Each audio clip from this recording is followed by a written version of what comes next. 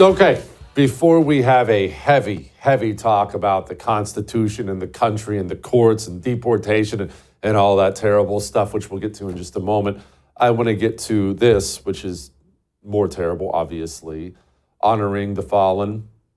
We lost a couple Marines in training last week. Well, not training. They were on the southern border. Okay, so they're down there for a reason. It was a non-combat thing. It happens. Vehicles crash. This was a vehicle accident. It's as common as anything. It happens. And in ancient times, men died falling off their horses. Okay, sucks, but it happened, and they died serving their country. Lance Corporal Albert Aguilera, who's 22 years old, and Lance Corporal Marcelino Gamino, he was 28 years old. Semper Fi, young brothers, they gave their lives for this country. Honor their sacrifice as we do here on the 1st. All right? Okay. Now, let's talk about the courts, the Trump administration, you and me. Let's talk about the United States of America. And this is going to come back to the Supreme Court. Just let's give away the end of it here in case you weren't paying attention. Most everybody was. Over the weekend, the Supreme Court decided that the Trump administration cannot use the Alien Enemies Act of 1798 to deport members of Tren de Aragua, a prison gang. Now, I should be perfectly clear about this. It was a temporary thing. The Supreme Court says, hey, you're not allowed to deport them anymore. We have to wait on this court and that court. We'll wait on a couple things. But at least for now, you're not going to do it. We have to slow down and make sure we're doing this the right way. Okay, so that is actually what I wanted to talk to you about. And I am perfectly aware that what I'm about to say is going to chafe on many people. You may get angry, you may turn off the television, you may send me hate mail, and all that stuff is fine. It doesn't change anything about what I'm going to say. So here's what it is. First, I want you to picture this. I want you to picture that you are playing Monopoly, game of Monopoly, against somebody you don't like at all. Picture the person who's the person you hate the most. Just you and them, you're playing a game of Monopoly, okay? And in Monopoly, as you are well aware, even if you've never played it yourself, there are rules, of course. There's dice. You have to roll the die. There are different cards. You want to try to land on this property. There are little cards at random that you get. Hey, you get $500. Hey, you owe $500. Just random things like that. I am going to administer the rules of the game. There are rules of the game. I'm going to oversee the game and administer the rules of the game. Now, let's say the person you're playing against decides they don't have any need for these rules. No need for these rules at all. So when it's time for them to cast a die, instead of using the game's die, they simply grab the loaded die that they brought along that rolls whatever number they want.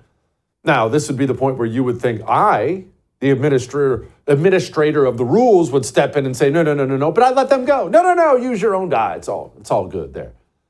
When they get a chance card or something they don't like, pay 10% in taxes, don't like that. They just put it back and keep fishing till they get a card they want. Me, I'm sitting there overseeing the whole thing. No, it's fine. Do whatever you want. That's what I do when it's their turn.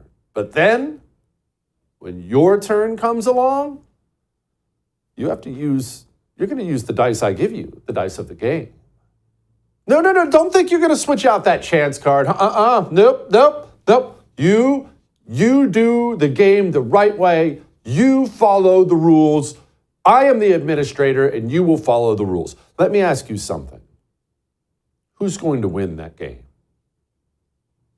You. It's inevitable. The game cannot be won by you. It's not humanly possible. Especially when the administrator is very clearly in on allowing them to do the most evil things in the world, and you have to follow the rules. Now, let's talk about the country, the courts, immigration, the Constitution. Let's chat, shall we? One, let me go ahead and get this out of the way right off the bat, and I want to make sure I'm crystal clear about this. Where we are as a country, it saddens me a great deal. What I'm about to talk about, I don't celebrate. I'm not cheering it on. I'm not, I think what I'm about to talk about, what I'm about to say is the most awful thing in the world.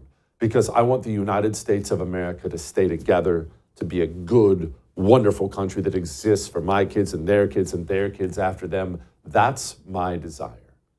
But here's where we are as a country. The American left hates the United States of America. It sucks, but that's where we are. Half the country hates the country. And because they hate the country, when they are elected, when they get power, you saw this for 4 years under Joe Biden, a part of hating the country means they will ignore every law, they will ignore every rule, they will simply set these things aside, and they will bring in as many barbarians, as many foreigners as they can possibly bring in the time they have. They won't just open up the doors at the border. They will fly them in as fast as they can. They will take large chunks of your money and they'll send planes to other countries and load those planes full of illegals and fly them into your town. That is how committed the communists are to destroying the United States of America. And while Joe Biden did that, while Biden and the Maoists in his government did that, no court stopped them. They were never stopped. Nothing was treated as an emergency. There were no brakes on it at all. And there were all kinds of violations of the law and the rules and norms. They just kept going. Nothing stopped them. Over and over. Remember one morning? Do you remember the Haitians? Remember the Haitians? One morning we woke up and there were 14,000 freaking Haitians on the southern border. And we're looking around, wait, what? And then we started to get a little suspicious because it was a day or two. And the administration, do you remember the administration kept trying to stop news coverage of it? Hey, don't show those people on camera. I believe it was 3 days. Might be wrong about that, but I believe it was 3 days. We woke up and they were gone in one night. The Biden administration waited until everyone was asleep and the sun dipped down, and the Biden administration took 14,000 Haitians and brought every single one of them into your country. Maybe they're going to school with your children right now. Every rule, every norm, every law set aside, and the courts, including the Supreme one, sat back. It's all right. Well, maybe we'll get to that. Well, hold on just a moment. The rules of the game completely set aside, completely ignored. The administrators of the rules couldn't be bothered to step in. For 4 years, the mnemonic communists known as Democrats filled up your country with as many foreigners as humanly possible. Now, we have 4 years. And I want to be crystal clear about this. You cannot get them all out in 4 years, no matter what you do. It's not humanly possible. That many people spread out over a country this vast. They're so mixed into so many communities and ingrained here without any breaks, without any courts, without anything. The Trump administration cannot possibly remove 20 million people with the speed Joe Biden brought them in. That is with no courts, no obstructions at all. With no obstructions at all, we cannot fix what Democrats have broken in the last 4 years. That's with no obstructions. But instead, what we have now is we are well north of 100 days into the Trump presidency. We are roughly 1/8 done with the Trump presidency, and court after court after court after court after court, including the Supreme one, continues to throw up roadblocks every chance they get. Whoa, not quite yet. Hold on, you got to go through that. Hey, he deserves some due process. Whoa, hold on. That's got to go to the lower court with an injunction. So I understand there are all kinds of legal arguments. Or, well, you have to do things the right way and due process. And you know what? I'm not actually going to argue against you with any of those things. You can bring up the habeas corpus and all that. That's fine, but totally fine. I'm not a legal scholar. Do not pretend to be. But I am most definitely somebody who can see reality. And here is the reality. If the communists are allowed to import as many foreign barbarians into the country as they possibly can, and they will with their 4 years of power, and we are not allowed to deport them as quickly as they have imported, then the United States of America will end. The country is simply going to come apart and break apart in some way that's going to be terrible. We will break apart. We will end, most likely something god-awful like a civil war or some kind of horrible thing, but it will end, and it will end terribly, and that is a fact. I don't care about any of your other arguments. Well, what about the Constitution? What about the Fifth? I don't care what your arguments are. If we are not allowed to deport foreigners at the same pace they import foreigners, we're finished. It's over. Can't be won. Can't be done. And so my final message here as I wrap this up is actually not for you. It's for the Trump administration. And I'm assuming they know this, but maybe they don't. So here's the reality of it. I don't want a dictator. I want to be free. I want to live in a constitutional republic as a free man where I get a voice, I get a say. I do not want a dictator. I hope you don't either. We are going to get one. If the Trump administration is not willing to go far enough, ignore these courts, including the Supreme Court, and move forward with the mass deportation of barbarians, if the Trump administration is not allowed to implement the will of the voters, and we still see poll after poll after poll, the will of the voters remains with Trump and mass deportations. If the will of the voters is not allowed by the courts or this or that, then the right will choose a dictator very shortly in your lifetime, including in mine. If the Trump administration is given the mandate it was given, and for 4 years they are prevented from mass deportations, the next Republican nominee will be somebody who promises to throw journalists in prison. I'm not even close to kidding. That is how serious this situation is right now, and that is my fear. And I hope the Trump administration knows this. Ignore the Supreme Court. Anyone who tries to stop you, anyone, any entity, any human being, no matter their title, throw them in prison too. All that may have made you uncomfortable, but I am right. I love feeling full of energy all the time. It's nice because, look, we all understand that as you start to get older, start to run out of gas more, right? Earlier in the day, it's 2 PM, someone fire up the coffee pot. You know, you don't have to feel like that. You need to get your levels where they need to be, and you need to do it naturally with natural herbal supplements from Chalk. Chalk has the highest quality natural herbal supplements I've ever seen in my life. I'm trying to decide if calling them hardcore anti-communists is underselling it. They're on our team. I'll put it to you that way. Go try it. Try a subscription. I take a male vitality stack every day, if you're wondering. They have female vitality stacks too. They have so much. Go. Give it 90 days and tell me you don't feel like a new person. Chalk.com/JesseTV.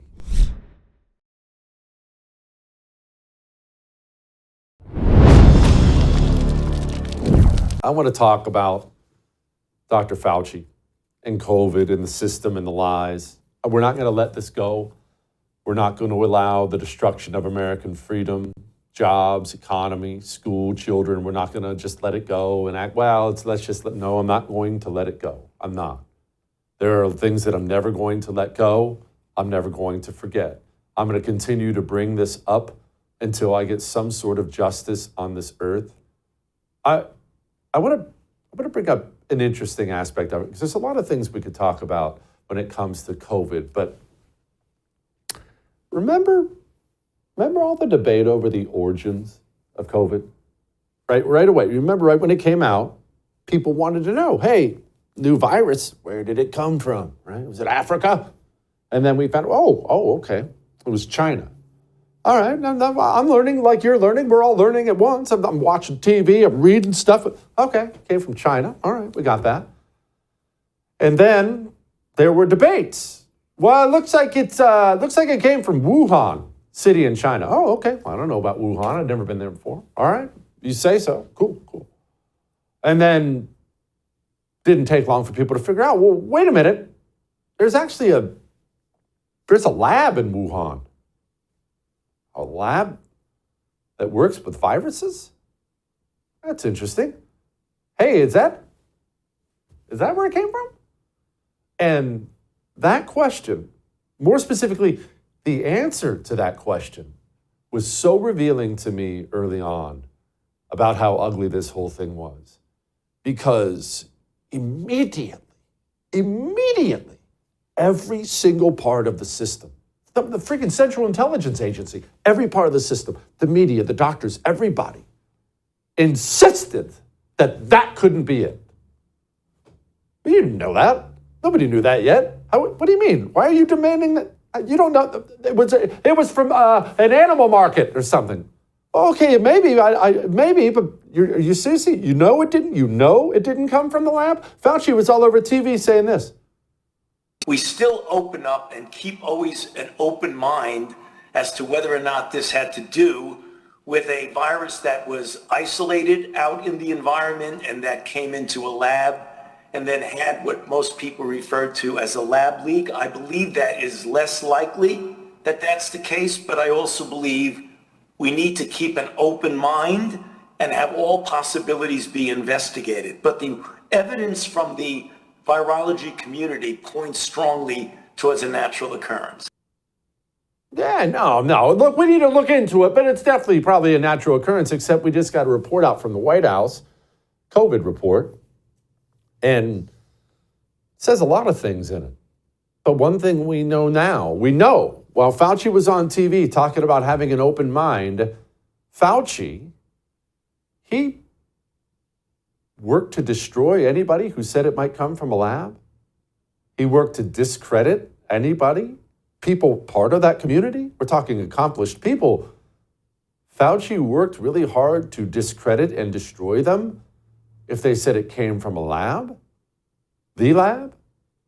That doesn't sound like keeping an open mind. That sounds like a nefarious supervillain working very hard to cover something up for some reason. In fact, almost sounds like somebody trying to cover up a crime, doesn't it? And I think about that. I think about the fact that Fauci made $3.5 million last year. I think about the fact that Fauci is still on television saying things like this. Maybe it was, I think, in retrospect. I think what people are getting confused is the idea of shutting things down temporarily was the right decision. Everyone agrees. We also flattened the curve, but when the curve got flattened, we didn't get to send kids back to school. What happened is that there became almost an ideological divide. One thing is very clear. Masks work. You see a lot of people say, oh, masks don't work. Masks worked. No, they didn't. Everyone knows that. That stupid mask you wear didn't stop a microscopic virus. Everyone knows that. Don't set aside your common sense for somebody with a lapel pin that says doctor on it. Everyone knows that. That stupid paper mask of yours did nothing at all. Everyone knows that. But he feels completely comfortable saying things like that, raking in a bunch of money, because we've never had an actual reckoning. And remember, it was Fauci's recommendation. It was his endless recommendations that paved the road for tyrants like this. Your right to go out for a walk in the park, go out for a walk because you need to get out of the house, the dog is getting on your nerves, fine. Don't infect me. You don't have a right to infect me. If you are going to be in a situation in public where you may come into contact with other people in a situation that is not socially distanced, you must have a mask or a cloth covering nose and mouth. That is by executive order. Maybe that doesn't anger you or blow you away, but you realize a governor should never talk to you like that? Here's what you're allowed to do, and if you're going to do this, you better wear that, or you better do that, and you're not allowed to do that. I've made these. Still to this day, I can feel my blood pressure rising. You know what? We need to go. Let's talk about your shoes. And no, look, it's me. You know, I'm not judging you for any kind of fashion choices you've made. I wouldn't be qualified to do so anyway. My wife has to talk me out of wearing sweats. I'm worried about your shoes, though. Your knees, your back, your hips, your feet. How do they feel at the end of the day? Tired, sore, even? That's your shoes, man. That's why Gravity Defier exists. G-Defy, if you have to shorten it up. It's shoes, but unique shoes. You see, they have this special technology in them that makes it easier on your whole body. As you walk around, your crappy shoes are causing pain in your hips, in your knees, in your feet, in your back. You want to get rid of that? Just try one pair, and I bet you'll own 5 of them eventually. That's how incredible these things are. They're miraculous.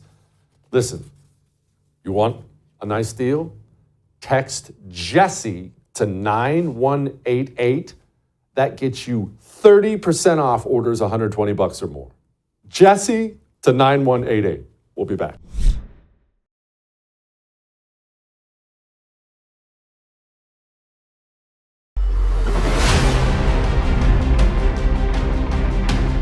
My relationship with President Xi is great. It's been great for a long time. We've had a very good relationship, and I think we'll make a deal with China. Mr. President, in your meeting with... If we don't make a deal, we'll set it. We'll just set the number, and, I think they'll want to be a part of the United States. We're doing great. This is the golden age, as Paul said. We're talking about the golden age. There will never be a time like this, in my opinion. And China wants to be a part of that, too. Okay. I got to be honest with you. I follow this stuff for a living. You follow this stuff, because you enjoy it. I'm the same way as you. I don't know what's going on with the tariffs. Are they in place? Are they coming? Are they not in place? I don't know, but I know Stephen probably knows because he's really good at all this stuff. Joining me now, Stephen W. Mosier, president of the Population Research Institute. He also wrote a wonderful book about the fall of China, hopefully, the devil in communist China. Okay, Stephen, the tariffs specifically when it comes to China, what is in place? What is not in place? What is coming to in place? Where are we at with all this? Well, where we at is that China can dish it out, but they sure can't take it because they've been dishing it out to us for decades, and they put tariff barriers on our goods, and they have used economic pressure to try to get us to do what they want. They've been cheating, lying, and stealing. The Communist Party I'm talking about now, since the beginning, stealing intellectual property, sending fentanyl here to make money and killing Americans in the process, sending agents across the open southern border, sleeper agents who are going to, I'm afraid, plague us during an eventual conflict. So they've been doing a lot of things, and they've been getting away with it because no one has responded in the way that they should have. And now we finally have a president who is responding to China appropriately. And what he's doing is he's putting the same kind of tariffs on Chinese goods that they're putting on us and taking into account their theft of intellectual property and their non-tariff barriers and all the rest. And so we've got these tariffs now of, I think they're totaling up to, I have trouble too because they keep going up, right? They started 10%, then we had an extra 10% because of fentanyl, then we went up to 154%.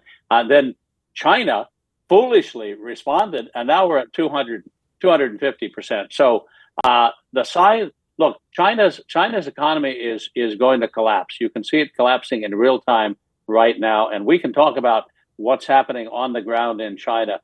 People are desperate. Yes, I actually would love to talk about exactly that. I have about 1 million things I want to talk about with you, but I realize we don't have time for that. So I want you to explain to me the Chinese economy, its collapse or its impending collapse, because I'll tell you something that has blown away me as I just watched, Stephen, I'm not an expert like you are, is how much money they throw around everywhere, all over the globe. Everywhere you look, they're buying off this, they're paying for that, spending an inhuman amount of money on their military. There's no way they have this kind of money. Well, the only way they have this kind of money is from the export sector of the economy, right? The things that they produce using virtual serf labor, slave labor, actually, and produce goods. If you have slaves, you can produce goods very cheaply, especially if they're hardworking people like the Chinese who have great work ethic And these people are being worked 7 days a week, 12 hours a day in amazing shifts, lengthy shifts that Americans wouldn't tolerate. They can't organize labor unions. They can't strike for higher wages. If they object, they're met with police force. They work long and hard for slave wages. So they have this export sector of the economy all along China's coast. A couple 100 million people are involved in that. It's based in Guangdong and Shanghai and up north in Tianjin. And so every day you have these tens of millions of Chinese workers, these minions, working, producing goods for export. Where do those goods go? Well, a lot of those goods come to the United States. About 16% of the goods. So that's one in every 6 of the shoes that they make comes to the United States. We've got the biggest consumer economy in the world. And actually some other stuff comes to the U.S. too, indirectly from Vietnam and Indonesia and Hong Kong, which is transshipped because the Chinese Communist Party is trying to trick us into thinking that not all of these cheap slave labor goods come from China, but they do. They're just shipped through other places. So right now with the tariffs, no one is buying those goods because all of a sudden they're not the cheapest place to get shirts and shoes. And so the containers, there are huge piles of containers piling up in China's major ports that will never be shipped anywhere because they're filled with goods that were ordered months ago from the United States, and those orders have now been canceled. There are huge numbers of ships sitting offshore, most of which are owned by China. I mean, talking about dozens of container ships off Guangdong, dozens of container ships off Shanghai, waiting in ports for cargo that will never come. So about half of all the container voyages between China and the U.S. Are being canceled right now in real time. And that'll only make the current backlog worse. Those ships aren't going anywhere because no one wants to buy the cheap Chinese goods. And many of these goods, look, were made for the American market. For example, the Christmas orders should be coming in now for things like artificial Christmas trees. Who buys artificial Christmas trees? Well, not the Europeans, not the Southeast Asians. Americans do. And we're not going to be buying them this year. Who buys trampolines for your backyard for kids? Spend $300 or $400, $500 on a trampoline for your kids so they can bounce around happily. Well, the Europeans don't do that. The South Americans don't do that. The Americans do that. That market is now gone. So there are lots of goods that have been produced that can't be sold. I look at Chinese videos of warehouses filled with piles of shoes and piles of clothes and piles of other goods that are now being sold for pennies on the dollar to people in China. They're basically going to have to be giving away these goods for less than the cost of manufacturing them. I'm looking at factories now that are closing down, workers being sent home with their last paycheck, or maybe not being paid at all, because if we don't pay the workers, what can they do? They have no recourse. Empty streets and shuttered shops in the surrounding cities where those workers would have gone to buy lunch, right? The noodle shops, the convenience stores, the small retailers, they're all going out of business. The tea shops, they're all going out of business. So for every one factory job you lose 2 or 3 other jobs in the surrounding area. Temu used to do big business in the United States. Well, guess what?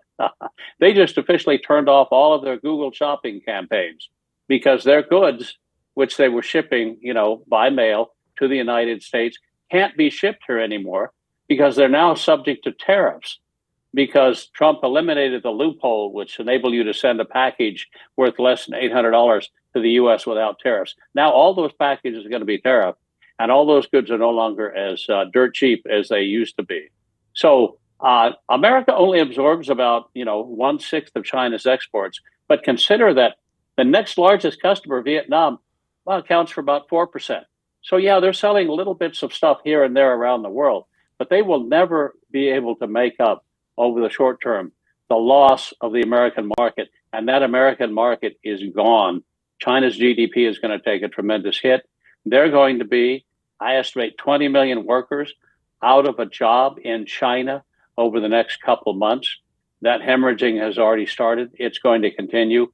That's on top of the already high youth unemployment rate, where about 40%, 4 out of 10 of young people from 16 to 25 are unemployed in China. There are going to be millions of people in China's coastal cities who don't have jobs and can't afford to live, can't afford to buy food.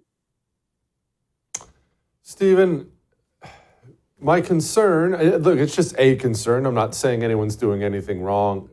What does China do in response to this? We know they have a totalitarian at the top. He doesn't have complete ironclad control, obviously. I've heard from several people he's afraid of his generals, he's afraid of this. China has to respond, right? Xi can't afford to just have the economy collapse. They have to do something, right? Well, they do. And I think they're going to be so caught up in the internal turmoil, the social unrest that is coming. I mean, we're talking about the fate of tens of millions of Chinese. And consider this, that, it's only a matter of time before they take to the streets, demanding what? Demanding food. I mean, they're not making a demand for an increase in wages, for example. They're demanding the right to live, the right to survive. And look, these people have nowhere else to go. I spent 10 years in Asia. I spent many years in China. And I lived in villages. I lived in small towns. 40 years ago, the people now out of work could have gone back to the villages. That's where they came from. That's where their families were. They could go back. They would have a room. They would have a house. They could farm in the fields. 20 years ago, they could have gone back to the villages. So people in the villages would have been older now, and some of the fields would have not been farmed, but they still could have survived. But this generation was raised by their grandparents in the villages. Their parents grew up in the cities. They grew up in the cities. And those villages are now empty. Those grandparents are now in their 70s and 80s and dying out. The fields aren't being farmed anymore. Some of the villages in the marginal areas are completely abandoned. In other words, they can't go back. There's no place for them to go back to. They're stuck in the cities. So there's a huge floating population of people in the cities. And I think, so there's no soft rice paddy to land on this time. There's no going home. So, yeah, I expect food riots. And sure, you've got China with the People's Armed Police, 1.1 million members of something called the People's Armed Police. What is the People's Armed Police? Well, it's 1 million members of the Chinese military who were transferred into the police force after the Tiananmen demonstrations of 30 some years ago. These are military units. They have tanks. They have armored personnel carriers. They have heavy artillery. And they're there specifically to make sure there's not a rebellion against the Chinese Communist Party. But I think there's going to be turmoil in China. And here, what do? Well, we may be paying a little more for goods from China, which most of us can afford to do. We can do without the extra strands of Christmas lights or the trampoline for the kids to jump in. But in China, we're talking about literally a life and death situation with millions of people going to bed hungry every night. And there's a real possibility, first time since the 1960s, of a famine. China can't feed itself. China imports a third of all the grain that the people eat every year, the soybeans, the corn, all of the other grains. They can't grow enough food to feed their own people. So I'm thinking, and actually I'm hoping that Xi Jinping, the leader of China, the Chinese Communist Party, will be so caught up dealing with the internal turmoil and trying to prevent the complete collapse of the economy that they won't engage in any foreign adventures. But it's going to be a close run thing, because what's the best way to distract your people from the fact that they have hungry bellies and they're having to tighten their belts? Well, engaging in a little foreign war will sometimes do that. The Chinese people have already been told by Xi Jinping, the leader of the Communist Party, that they must be prepared to eat bitterness.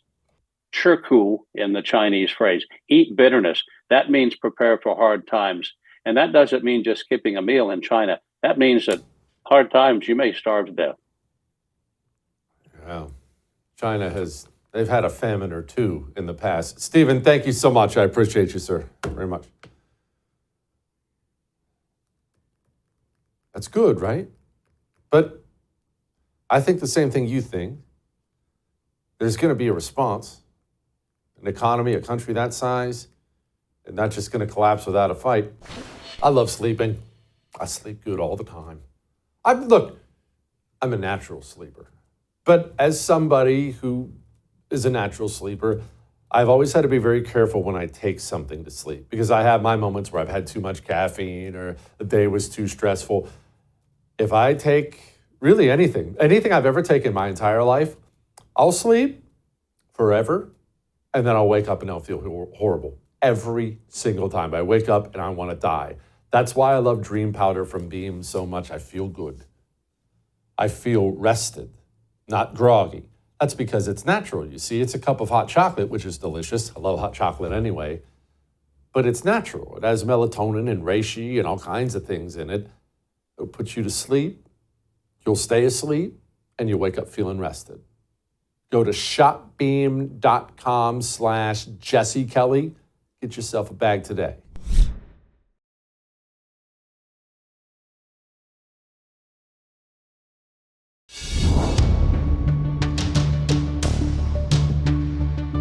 Do you regret saying that President Biden had a mental acuity? He had a sharpness to him. You said that up until July of last year. I said what I believe to be true. And you think he was as sharp as you? I said I had not seen decline. And I hadn't at that point. You did not see any decline from 2024 Joe Biden to 2021 Joe Biden? Not when I said that. You know, the thing is, he was sharp. He was on his feet. I saw him. Live event. I had meetings with him a couple of times. Senator, on his feet is not praise. He can speak in sentences is not praise. All right. Fair enough. Fair enough. So I have this theory. Joining me now, John Phillips, host of the John Phillips Show, which is now live on the wonderful KSFO in San Francisco.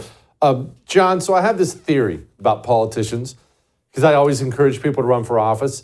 And I tell them there's a time limit. The second you get elected, it will slowly but surely eat away at your soul the longer you're there. And eventually you're Elizabeth Warren, where you'll just tell these brazen lies without hesitation at all, that slowly you'll become no longer human. Does that make sense?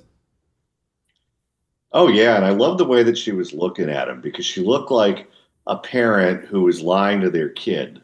Yeah, you're going to the dentist, but it's not going to hurt. Just trust me on this one. Where you could tell that she was being only as honest as she had to be to get the result that she wanted. But what you saw there, I think more than anything, was an indictment of the media. How is it that Elizabeth Warren and the rest of them have been lying to us for years and years and years about his mental acuity, and she doesn't get asked about it until she's at the floral shop there? And suddenly it's surprise you have to explain away something that all of us know isn't true.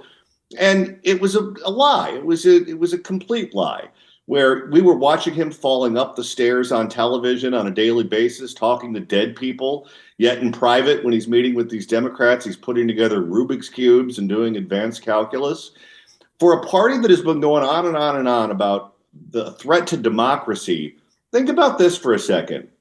They lied to us for 4 years about a demented person who could hide his own Easter eggs, being in charge of the government, when an unelected, unknown body of people were actually calling the shots.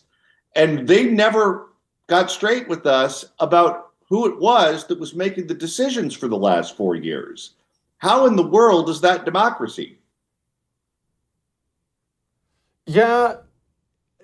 Are the American people angry about that aspect of it, John? I mean, angry at Democrats about the fact that the president of the United States of America wasn't functional. I know the American people rejected an open border. I know they were upset about inflation, and these were the big issues that carried Donald Trump into the White House. But I still, honestly, I laughed when we just put up that video of Joe Biden speaking, but I'm still angry about it. I still laugh about it, and I'm still angry that our country was led by that person for 4 years. Are the American people angry about it? Whenever a party loses an election, there's always a million different factors that go into it. It's usually not one thing that causes you to win or to lose.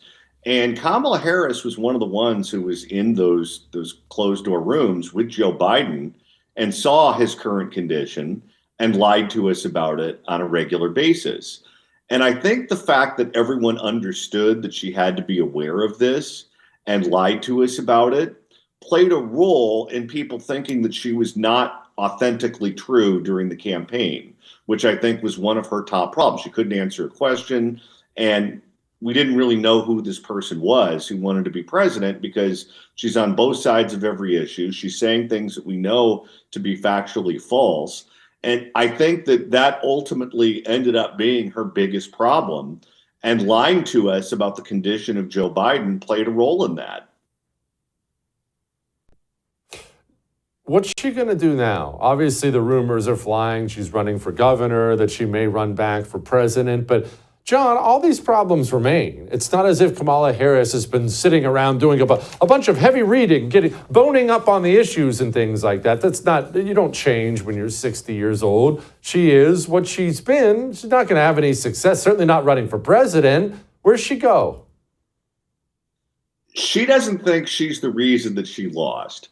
I'm sure she blames Joe Biden for not getting out earlier. I'm sure she blames the Democratic Party, people like Nancy Pelosi and Jim Carville for wanting an open convention.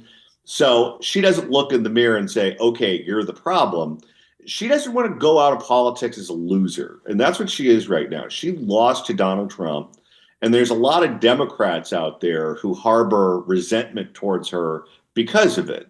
So she needs to do something so that her Wikipedia page doesn't say the last act was her losing to Donald Trump. So she can do a couple of different things. She can run for president again, which she might do, in which case she might lose the Democratic primary. And then she goes out a double loser, someone who couldn't win when it was handed to her, and someone couldn't win a Democratic primary for a second time after being a sitting vice president. That would be horrible. Or she could find an office that she thinks is attainable, get elected to that and say, okay, I may have lost to Donald Trump, but I was a 2-term governor of California. The problem for that is that being governor of California is not an easy task, especially right now, where we're in crisis, whether it comes to insurance or homelessness or crime or the budget or fire mitigation or water, whatever. We need someone who's fully engaged, who's been thinking about these things for a while, who has some kind of idea as to what they will do to solve these problems. We don't need another absentee landlord. If she were to run for California governor and she has no ideas, it's going to be a brutal campaign because that's going to be pointed out at various times on the campaign trail, and she's going to look foolish. If her name ID is enough to get her elected, she's going to be elected to an office that is a full-time job plus, where she doesn't even have interest in the subject matter that she'll have to deal with, let alone some kind of background in solving those problems. So I think that's a minefield for her too. I don't think there are any good options in elected office for Kamala Harris right now. But how is she going to face any kind of scrutiny from the California media when she never has before? Do they have a new belle of the ball in the Democrat Party out there? If the Democratic candidates think she has no viability in the future to be president, then she can't punish them. And if she can't punish them, then it's like you're playing in the NFL and the defense lines up offside and you have a free play. So they might be a little bit more aggressive with her than you're expecting them to be. Also, keep in mind who's in this field. You have Eleni Kounalakis, who's the lieutenant governor, who is a billionaire. She's from one of the top 10 richest families in California. So if she wants to go scorched earth, she has the resources to really go scorched earth. And the other one is Katie Porter, who everyone in the Democratic Party hates.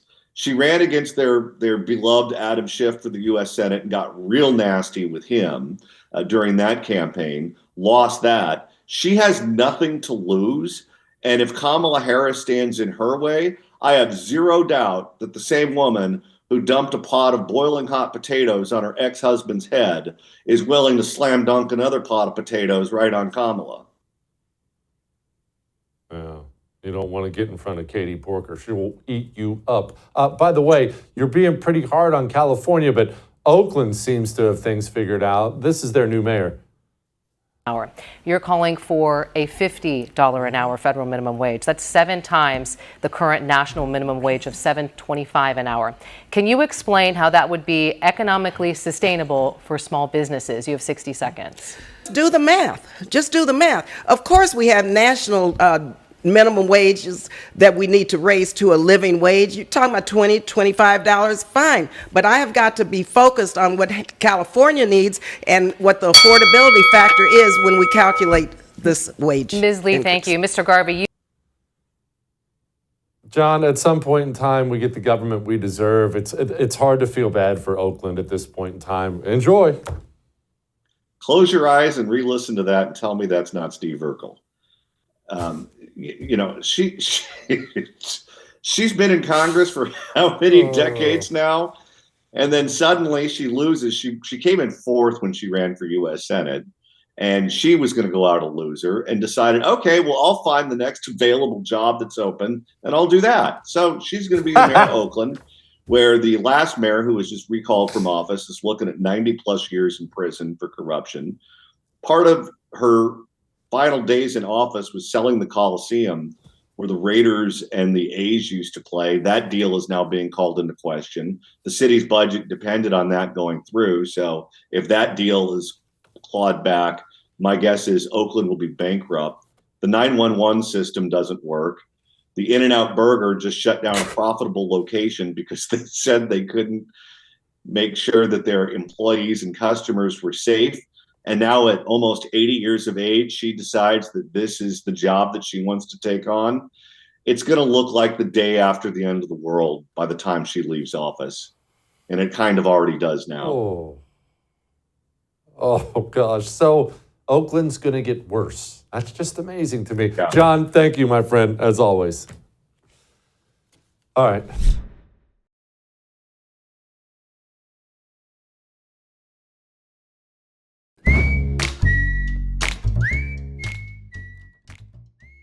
It's time to lighten the mood. And I enjoy Randy Weingarten. She's known as Communist John Denver on this show. I enjoy her because her lack of self-awareness creates entertainment for you and entertainment for me. For instance, she's not a good speaker by any stretch of the imagination. Her voice is just, it's so much. Yet, because of her role, she just does speeches all the time, and she goes on television shows all the time.